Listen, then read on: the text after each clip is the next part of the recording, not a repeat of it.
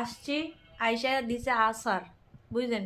খাবার দেবে না, আচার দিছে। আচার একটু খেয়ে দেই কি অবস্থা। যেটা দিছে ওইটাই শুক্রিয়া আদায় করি।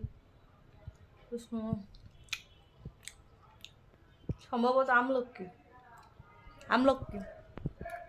কিন্তু আচারে হয়নি, চিনি কম হয়েছে। চিনি কম হয়েছে। আমরা তো চিনি বেশি খাই না, আমি চাতেও চিনি কম খাই। চিনি খায় না তো আচারে তো স্বাভাবিক আমি কই কথা ওইটা না, সমস্যা কোন জায়গায় জানেন? এরা হচ্ছে জন্মের গিফটটা। চায়ে চিনি দেন, এই দাঁড়ান কথা বলতে দেন।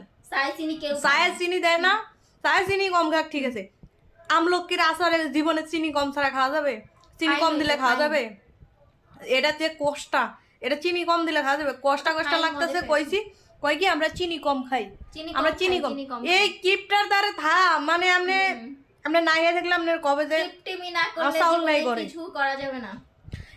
এই আসলে এরে আমি কি কব, এই দেখেন দেখছেন আমার কথা কাজে মিল পাইছেন। এ হলো এক নম্বরের কিপটা। এই কিপটা আমি একদম পুরো কিপটা আমি করে দেয় যে এই অবস্থা। আমলকি তো অন্তত চিনি দেবে, তাও দিল না। তাই একটু চিনি তো নিয়ে আসলি ভাবতো। কি চিনি আমি ভাই আচার বানাইছে, হ্যাঁ চিনি কম দিছে, আবার কয় যে চিনি নিয়ে আসলি।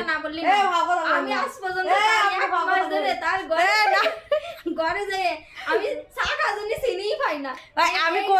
আমি কই চা খাওয়া, আমার ঘরে কেউ চা খায় না। দ্বিতীয়ত প্রথমত খাইতাম, কারণ খাওয়ার পর থেকে রাত্রে 1টা 2টা বাজে আর ঘুম ধরে না। পরে হ্যাঁ চা খেয়ে খেয়ে সব চিনি ফুরাই থুয়ে আসছে, আর চিনি কিনি নাই। আম্মু বাড়ি গেছে, আমি একা একা, আমি চিনি কিনে কি করবো? পরে চিনি নিয়ে যায় চা খাইতে গেল, আমার ঘরে চিনি নাই, হ্যাঁ ফুরাই থুয়েছে। কিন্তু হ্যাঁ তো আমার গ্যাস দিয়ে ঠিকই চাটা পাক করে। আমি তো আর তো কই না পাক না বানাই, কিন্তু আমি তো কই না যে দেওয়া যাবে না।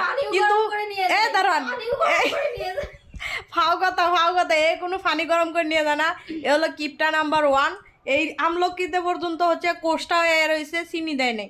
এমনি ফ্লেভারটা ভালো আসছে, কিন্তু মিষ্টি আরেকটু হলে মজা লাগতো। কই কি আমরা চিনি খাই না, চিনি কম খাই। হ্যাঁ এখন গাইজে ঠেয়া পড়ছে আপনারা চিনি দেবে। এ দুনিয়ার গিফটটা, দুনিয়ার গিফটটা, দুনিয়ার গিফটটা, ফাও গিফটটা।